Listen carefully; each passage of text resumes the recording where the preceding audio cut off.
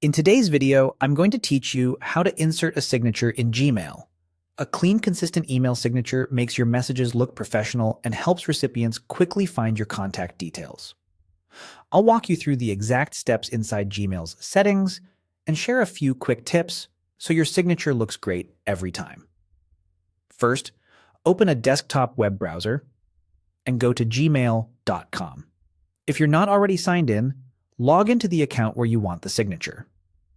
Using a computer is best here because the full settings menu is easier to access than on mobile. Once your inbox loads, look to the top right and click the gear-shaped settings icon. This opens the quick settings panel. In that panel, choose See All Settings to open the full settings page with all available options. On the full settings page, make sure you're on the General tab. If you're not already there, click General at the top.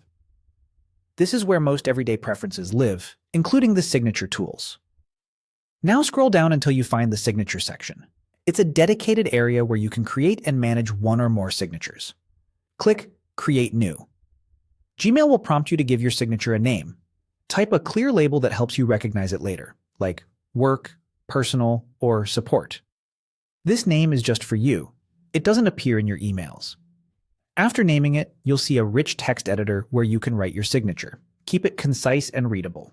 A simple structure works well. Your full name on the first line, your role and company on the next, and then one or two ways to reach you, such as a website or a general inbox. Use the toolbar to adjust font size, add bold for your name, include a small, tasteful divider line, or insert a company logo if appropriate.